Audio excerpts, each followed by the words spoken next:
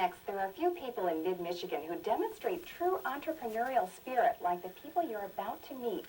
We found them on a farm northeast of Owosso, where they're building something that looks like a cross between a car and a cruise missile. Normally people walk up to me and say, what is this crazy thing you're driving? And I have to tell them it's a unique vehicle. It's licensed and insured as a motorcycle. It indeed travels down many of the highways in America and is a lot of fun.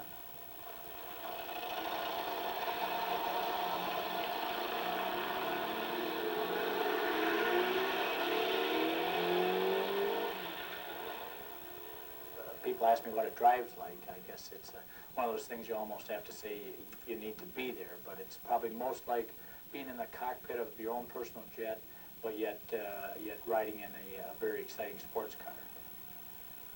This crazy thing Ed Butcher is driving is called a Pulse GCRV, for Ground Cruising Recreational Vehicle. It isn't technically a car because it's powered by a motorcycle engine, and usually only 3 of its 4 wheels touch the ground at a time. Now it sells for $15,000, and for that you get about 65 miles per gallon, sports car performance, and all the attention you can handle.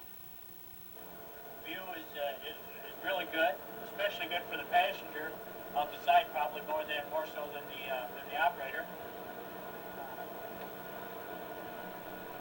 Vehicle will do 0 to 60 in about 6.7 seconds, 120 to 130 miles an hour. Very maneuverable, handling is great. Ed Butcher is president of Owosso Motor Car Company, which has built 338 Pulses in a pole barn on Butcher's farm. Almost as interesting as the vehicle is Butcher's dogged devotion to it. He was one of its original engineers, and since 1985, he and his wife Sue have tried to make a go of manufacturing it.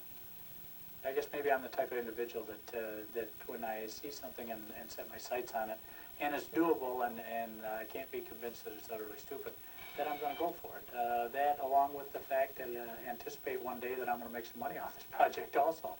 Ed was always a doer, and I guess on the move in school, and I guess to the excitement we had in dating and the fun and things that we enjoyed, that I always felt that or always knew that he had high goals. It's just that when the vehicle came along, it was just like one of those dreams to take on for a full challenge, I guess. In 1986, the company filed for bankruptcy. Still, the Butchers stayed with the project. Now they're hopeful that a new investor will help turn the company around. Right now, it's as is.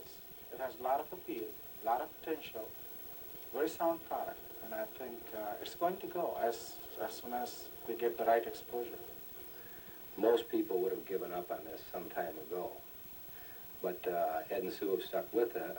But finance is always difficult when you're operating under the bankruptcy court, such as we are, and they pretty well can control things.